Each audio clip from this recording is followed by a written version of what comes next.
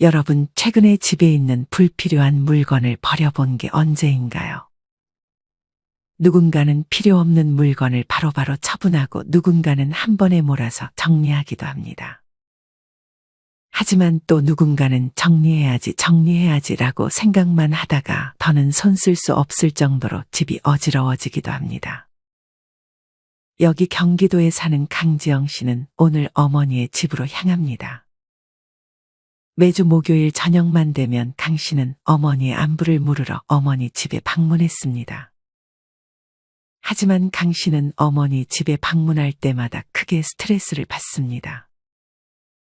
나이 들면 점점 물건도 정리해야 다칠 위험도 적어지고 그보다도 나중에 어머니가 돌아가시면 방마다 산처럼 쌓인 물건을 어떻게 치워야 하나 막막했습니다. 강 씨는 어느 순간 어머니의 집 정리를 포기했습니다. 어머니가 가지고 있는 짐이 하도 많아서 20평이 넘는 집인데 발 디딜 곳을 찾기가 어려울 정도였기 때문입니다. 처음에는 그래도 마루는 깨끗했습니다. 하지만 물건들이 점점 방에서 마루로 침범하더니 거실까지 점령한 것이었습니다. 이런 강 씨의 어머니는 물건을 정리하기는커녕 심심할 때면 홈쇼핑에 나오는 물건을 구입하는 것에 중독되어서 강 씨는 더욱 고민이 많았습니다. 강 씨가 뭐 하나 버리려고 하면 강 씨의 어머니는 강 씨가 시야에 없는데도 불구하고 발그락거리는 소리만 들리면 꼭 한마디를 했습니다. 그거 다 돈인데 왜 버려? 나 죽고 나면 버려라. 그런 강 씨는 어머니와 약속을 했습니다. 엄마, 내가 그런 물건 안 버릴 테니까 딱 5개만 정리하자. 5개? 그 정도는 괜찮을 것 같네. 제일 먼저 버릴 게 뭔데? 강 씨는 대답하기 전에 안방으로 들어갑니다. 그리고 장롱에 있던 베개들을 싹 다 꺼냅니다. 첫 번째는 베개야. 엄마 안 쓰는 베개들 언제까지 가지고 있을 거야? 아마 많은 분들이 강 씨의 어머니처럼 쓰지도 않는 베개를 여러 개 가지고 있는 경우가 있을 것입니다. 하지만 사실 우리가 애용하는 베개는 하나면 충분합니다. 이제껏 여러 종류의 베개를 사용해 보셨을 수도 있습니다. 그중 유난히 나에게 맞는 베개를 아마 지금까지도 사용하고 계실 것입니다. 우리는 우리에게 맞는 그 베개 하나를 가지고 계속 쓰다가 그 베개가 너무해지면 그때 돼서 원래 쓰던 베개를 버리고 똑같은 베개나 비슷한 베개를 구매하면 되는 것입니다. 아마도 부모님들 중 자식들이 집에 오면 자고 갈 베개 몇 개를 남겨두기도 하실 것입니다. 하지만 자식들이 부모님 집에서 자고 가는 날은 1년 동안 세봐도 그렇게 많지 않을 것입니다. 만약 자식들이 자주 와서 자고 간다면 그때는 자식들 베개 몇 개를 남겨두면 되지만 그렇지 않다면 굳이 많은 베개를 고이 보관할 필요는 없습니다. 아주 가끔 자식들이 자고 갈 때 베개가 없어도 천을 여러 번 접어서 적당히 낮은 베개로 쓸 수도 있고 겉옷이나 두꺼운 옷을 베개 대신 사용할 수도 있습니다. 간혹 허리를 지지하거나 발을 올려놓기 위해 베개를 사용하시는 분들도 있습니다. 그런 분들은 베개 2개만 남겨놓고 장롱 한 구석을 차지하고 있는 나머지 안 쓰는 베개들은 처분하는 게 좋습니다. 엄마, 이거 다 안 쓰는 거지?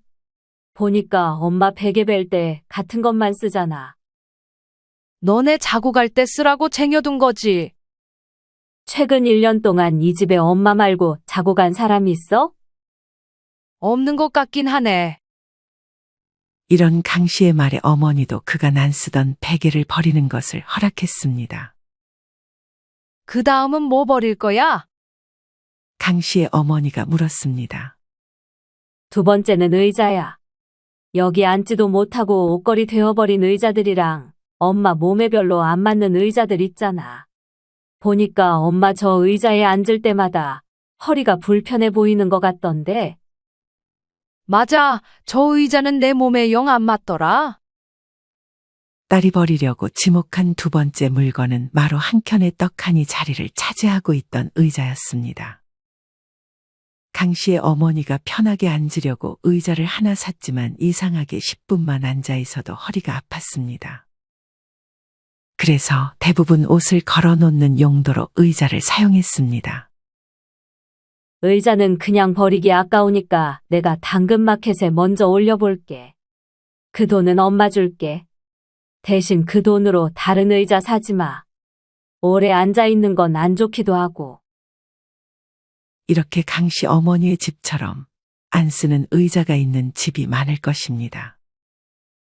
뭔가 앉기에는 불편하고 그렇다고 그냥 버리기는 아까운 대표적인 물건이 의자가 아닐까 합니다. 예전에 세계보건기구에서 의자병을 경고했던 적이 있었습니다. 앉아서 생활하는 것이 흡연보다 위험하다는 연구 결과와 함께 오래 살려면 의자부터 치우라고 말하기도 했습니다. 2017년에 보건복지부 통계에 따르면 우리나라 국민의 56.6%는 하루 평균 8시간 이상 앉아서 생활하는 것으로 나타났는데 이 가운데 12시간 이상 앉아 있는 사람은 21%에 달했다고 합니다. 당연히 집에 있는 시간이 긴 은퇴자나 노인분들은 앉아 있는 시간이 많을 수밖에 없습니다. 물론 하루 종일 서 있을 수는 없겠지만 그래도 서 있고 움직이는 시간을 인위적으로 늘리는 것이 좋습니다.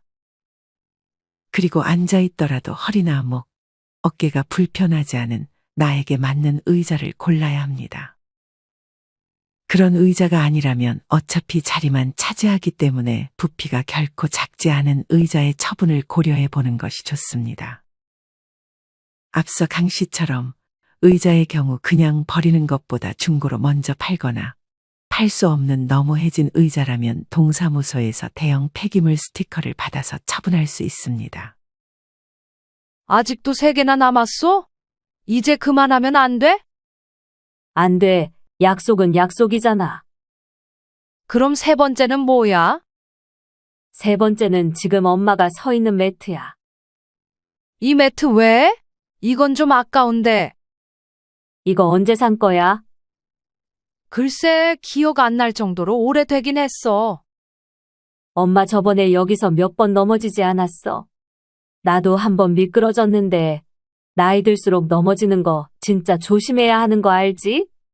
이 미끄러운 매트 당장 치워버리자. 대신 미끄럼 방지 매트로 내가 하나 사줄게. 절대 새거 사지 말라더니 웬일이야? 그래도 필요한 건 사야지.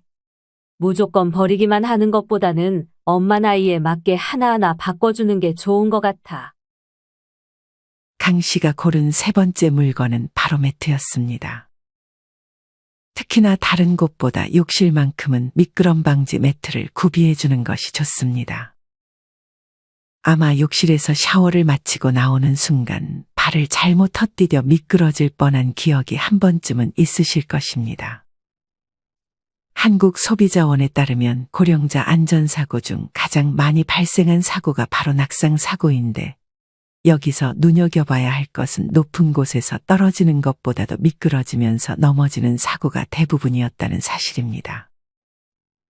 다른 곳보다 화장실은 물기가 항상 있기 때문에 제일 미끄러지기 쉬운 장소이기도 합니다. 화장실에서 당하는 낙상사고는 노후에 정말 심각한 부상으로 이어질 수 있기 때문에 조심해야 합니다.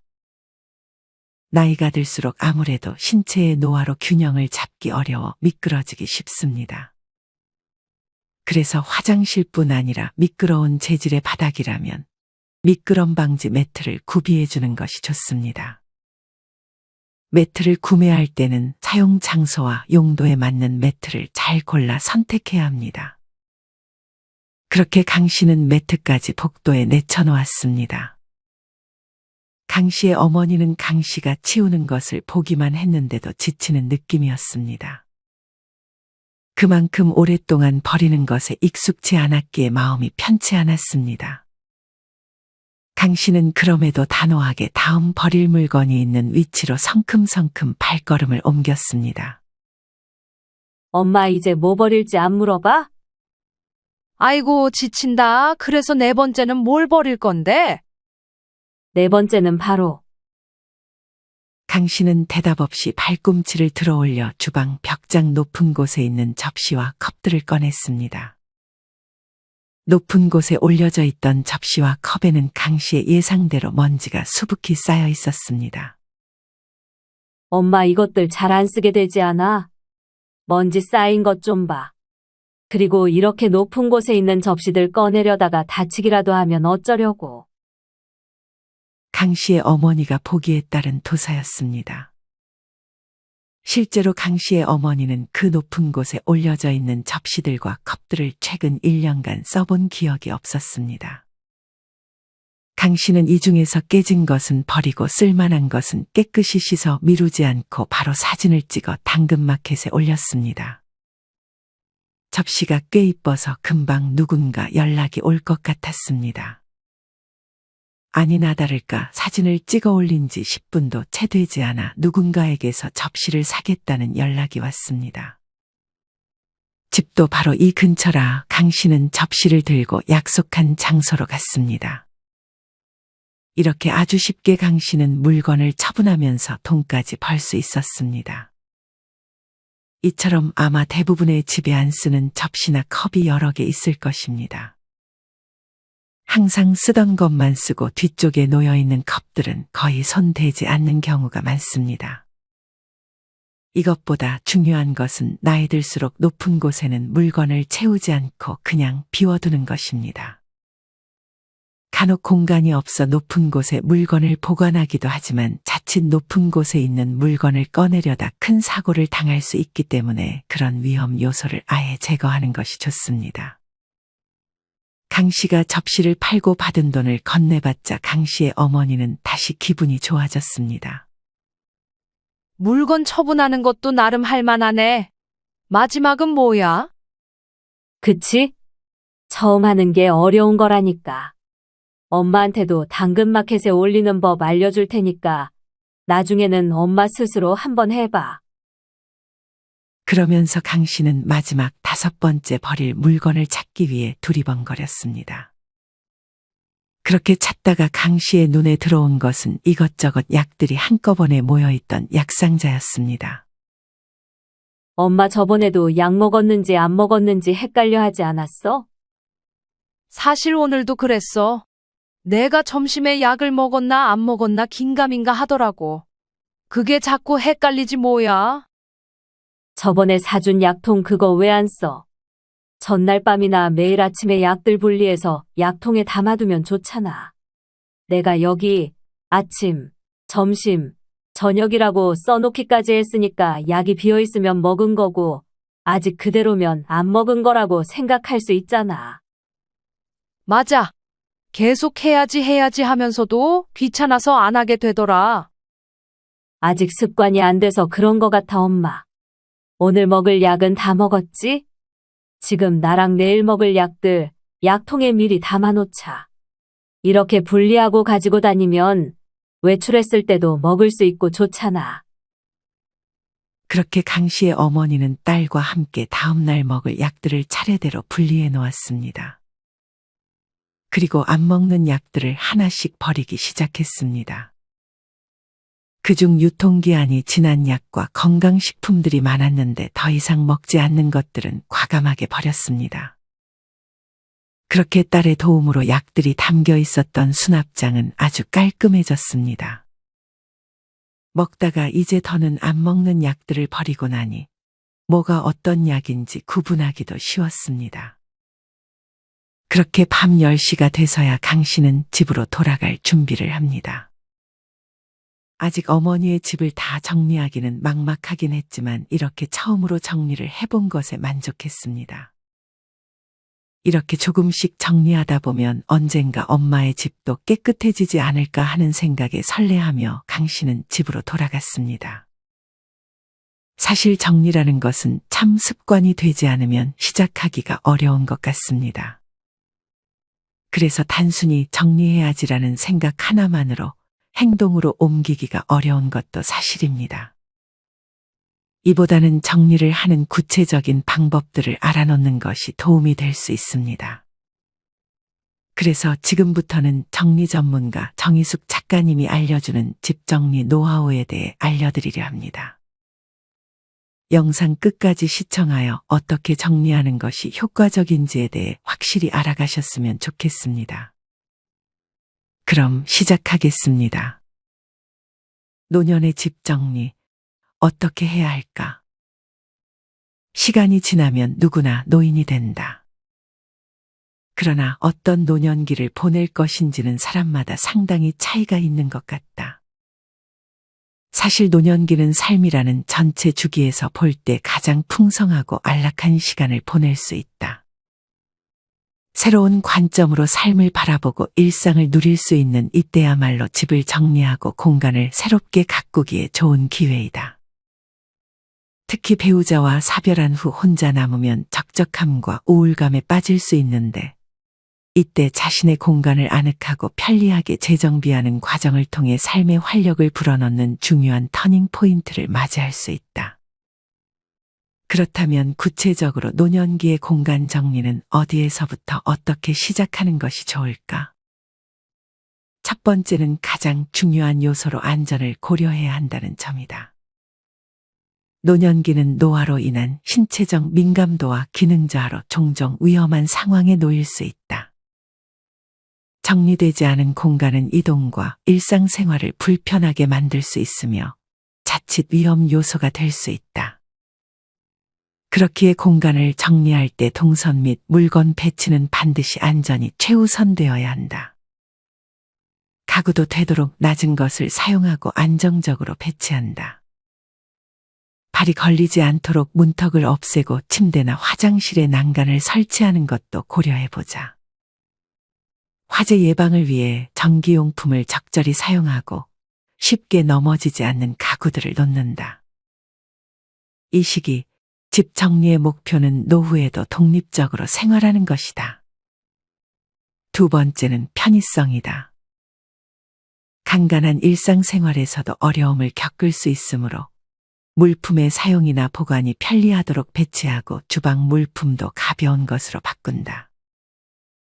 주방과 욕실 등 주요 생활 공간을 효율적으로 조성하여 음식 준비, 세탁, 목욕 등의 일상 활동을 편리하게 할 수 있도록 한다. 수납 공간의 높낮이를 조절하고 손잡이를 추가로 설치하여 생활의 불편함을 최소화한다.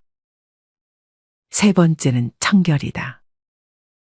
깨끗하고 청결한 공간은 미생물의 번식을 막고 건강을 유지하는 데에도 도움이 된다. 자주 환기를 시킬 수 있도록 창가에 물건을 쌓아두지 말고 방문도 활짝 열릴 수 있도록 한다. 혼자 청소하기 힘들다면 스마트 기기나 외부 도움을 받는 방법도 고려해보자. 네 번째는 소통이다. 비상연락처를 냉장고 문에 붙이는 등 눈에 보이는 곳에 두고 힘들 때 언제든 도움을 요청하는 것은 물론 친구, 가족, 이웃들과의 만남을 즐길 수 있도록 한다. 특히 거동이 힘들면 우울증이 찾아오기도 한다. 친구, 가족, 이웃들과의 교류와 소통을 촉진하는 공간을 조성하여 사회적 고립을 예방해야 한다. 공간에 대한 전반적인 계획을 세웠다면 어떤 물건을 선택하고 어떻게 정리할 것인지 구체적인 방법에 대해 알아보자. 우선 첫 번째는 편안한 가구와 소품들을 선택하는 것이다. 되도록 편안하게 앉거나 누울 수 있는 가구가 좋다. 근육과 관절에 무리가 가지 않도록 디자인된 의자나 침대인지 확인하자.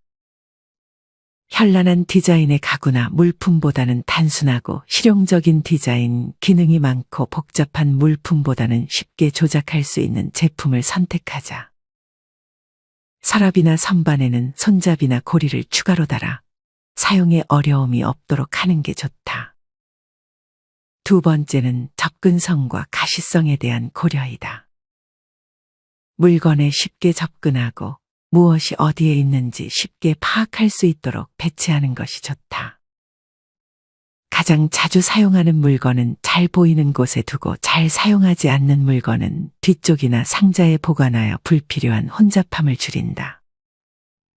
물건들을 사용 빈도나 기능에 따라 카테고리별로 분류해 두면 찾기 쉽고 혼란을 줄일 수 있다. 특히 휴대전화, 리모컨, 건강을 돕는 약품, 안경, 청력 보조기, 지팡이 등 필수적인 물건들은 가까이 두자. 세 번째는 미끄러지거나 넘어지는 등 안전에 위협이 되지 않도록 집안에서 물건들을 적절하게 정리하는 것이다. 꼭 필요한 물건들만 남기고 쓸모없는 물건들은 버리자. 무거운 물건들은 너무 높게 두면 불편함으로 낮은 높이의 수납 공간을 충분히 마련할 것을 권한다. 네 번째는 집안의 경로와 통로를 잘 확보하는 것이다. 산만한 물건들이 통로를 막지 않도록 주의하자. 특히 여기저기 널려 있는 약통에 넘어지는 경우도 종종 있으니 매일 챙겨야 하는 물품들은 안전한 곳에 모아둔다. 어두운 공간보다는 밝고 환한 공간에서 물건을 찾기 쉽다. 가독성이 뛰어난 큰 글자의 라벨과 밝은 조명을 사용하자. 집을 정리할 때 가장 손이 많이 가고 고민이 되는 부분이 옷 정리일 것이다. 옷을 정리할 때도 집에 있는 옷을 모두 꺼내어 보길 바란다. 이렇게 많은 옷이 있다는 사실에 놀랄 것이고, 몇 년 동안 입지 않은 옷이 많다는 사실에 놀랄 것이고, 언제 이걸 샀는지 잊어버리고 있던 옷들이 이 방 저 방에서 나와서 놀랄 것이다. 부자들의 옷장은 어떤 모습일까? 부자들의 옷장을 살펴보면 정리된 상태 그 자체로 그들의 성공적인 삶과 라이프 스타일을 반영하고 있다. 나도 예전엔 부자들의 옷장에 엄청나게 많은 옷들이 있을 것이라고 생각했다. 그러나 의외로 옷이 많다고 느끼질 못했다. 오히려 과도하게 옷이 많은 부자들은 드물었다. 평범한 품질의 옷을 10벌 살 돈으로 좋은 옷 한 벌을 산다고나 할까. 자신에게 잘 어울릴 만한 옷을 고심해서 최소한으로 산 뒤 옷이 숨을 쉴 수 있도록 옷장 속 공간을 넉넉하게 비워두었다. 잘 정돈된 공간이 주는 안락함과 편안함이 우리 기분에 미치는 영향은 어마어마하다. 옷장 문을 열었을 때 색깔별, 용도별로 잘 정돈된 옷을 보는 일, 신발장을 열었을 때 깨끗하게 늘어서 있는 신발을 보는 일은 그저 시각적 쾌감만 선사하지 않는다. 언제든 필요한 것을 꺼내 쓸 수 있다는 것만으로도 자신감이 생긴다. 물건을 버리기 어려워하는 이유는 과거의 추억이나 현재의 정체성뿐만 아니라 미래의 필요성과도 관련이 있다. 그리고 이것이 아마 대부분의 사람들이 잘 버리지 못하는 결정적 이유일 것이다. 바로 언젠가 쓸지도 모른다는 생각이다. 10년 전에 입었던 옷이 언젠가 다시 유행할 수도 있고, 어머니에게 물려받은 식기 세트가 레트로 유행으로 돌아올 수도 있다. 현재 쓰고 있지 않다는 확실성보다 쓸지도 모른다는 불확실성에 더 크게 가치를 두면 버리기 어려워진다. 설령 물건을 버리겠다고 마음먹어도 나중에 필요하게 되면 어떡하지, 새로 사기엔 아까운데 하는 후회와 불안감이 생기면 결정을 내린 뒤에도 불안해진다. 하지만 너무 많은 물건은 오히려 우리가 소중하게 여기는 것들을 흐리게 만든다. 뷔페에 가서 무엇을 먹을지 고민하다가 결국 김밥만 먹고 왔다는 우스갯소리를 들은 적 있다. 그럴 바에는 한두 가지 음식이 정갈하게 나오는 음식점에서 오롯이 즐긴 한 끼가 훨씬 기억에 남고 몸에도 좋을 것이다. 지금까지 정리에 관심이 없었던 사람들을 위해 작은 팁 3가지를 알려주고자 한다. 부담스럽지 않으면서도 당장 실천할 수 있는 것들이다. 첫 번째는 원싱이다. 매일 한 개의 물건이나 아이템을 정리하는 것이다. 불필요한 서류, 오래된 식재료, 안 입는 옷 등 무엇이든 좋지만 특히 권하는 것은 일회용품을 바로 처리하는 것이다. 쓰지 않을 일회용품은 아예 받지 않거나 습관적으로 받아온 물건이 있다면 오늘 안에 처리해보자. 두 번째는 3분 정리를 실천하는 것이다.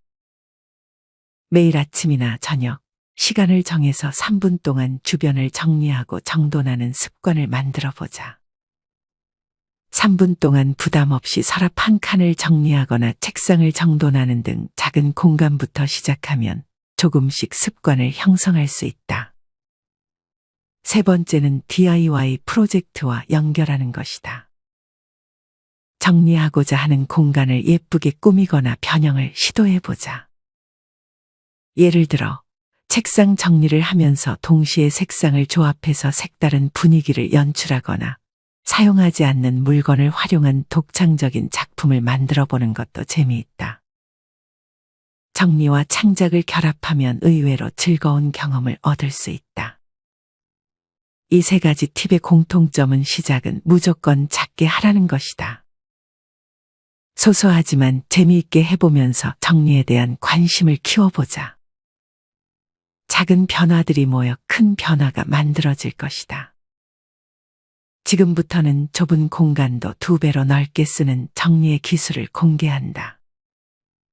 첫째는 제거하기이다. 집안에 불필요한 물건들을 버리거나 나누거나 기부함으로써 공간에서 제거하는 일이다. 불필요한 물건들은 공간을 차지하고 시각적 혼란을 일으킨다. 주기적으로 물건을 살펴보면서 낡은 것은 버리고 쓰지 않는 물건은 기부하자. 물건을 많이 갖고 사는 것이 행복한 삶인 것 같지만 양보다는 질이다. 잘 버리는 일은 잘 남기는 일이기도 하다. 그러기 위해서는 2가지가 필요하다. 하나는 민감한 소유 인식이다. 우리는 종종 물건을 보관하는 습관에 휘둘리곤 한다. 계속해서 물건을 사고 쟁이는 습관은 불필요한 물건을 쌓이게 만든다. 자신의 소유에 대해 민감해져야 한다. 실제로 사용하거나 가치를 느끼는 물건들을 구별하고 그 외의 물건들을 정기적으로 검토하여 추가로 버리는 것이다. 또 하나는 지속 가능한 소비 습관의 형성이다. 불필요한 물건을 줄이기 위해서는 새로운 물건을 구매하는 습관 또한 조절해야 한다. 중요한 것은 물건의 품질을 우선시하는 것이다. 품질이 좋은 제품은 오래 사용할 수 있으며 물건을 자주 교체하지 않아도 된다. 둘째는 수직과 수평 공간 활용하기이다. 방, 주방, 거실 같은 정해진 공간 외의 벽과 천장 등 수직과 수평의 공간을 활용하는 것이다. 벽에 선반을 부착하거나 간단한 훅을 이용하여 물건을 걸어두자. 수평적인 공간을 활용하는 법은 창문틀이나 천장에 서스펜디드 쉘프를 설치하는 것이다.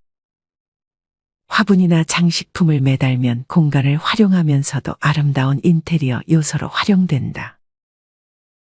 침대 아래 공간을 활용하거나 행거를 확장하고 선반과 수납장을 설치하는 것도 고려해 볼 만하다. 그러나 수납을 많이 하기 위해 벽이나 천장을 이용하는 것은 피하는 게 좋다. 여러 번 강조하지만 물건의 양이 공간의 한계를 넘어서면 집은 금세 창고가 된다. 공간을 정리함으로써 생기는 이익은 한두 가지가 아니다. 우선 당장 이사 비용이 들지 않는다. 4인 가구의 이사비가 평균 200만 원 정도라고 보면 정리를 하는 것만으로도 이 돈이 절약되는 셈이다. 게다가 불필요한 물건을 구입하지 않고 기존에 가지고 있던 물건들을 효율적으로 활용하게 되어 생활비 자체가 눈에 띌 정도로 크게 줄어든다. 물건마다 정해진 공간이 있으니 수납용품을 새로 살 이유도 없어진다. 물건의 재고 파악이 쉬워져 같은 물건을 몇 개씩 사는 일도 없다. 의류는 물론 가전제품이나 가구도 깨끗하게 관리해서 쓰기 때문에 수리나 교체 비용도 줄어든다. 우리가 일상에서 가장 오래 머무르는 동시에 가장 중요하게 여기는 공간은 어디일까? 바로 집이다. 집은 모든 여정의 출발점이자 도착점이다. 세상에 나아가 정신없이 바쁜 하루를 보내고 집으로 돌아와 편안한 공간에서의 안식을 누리며 다음날의 에너지를 충전한다.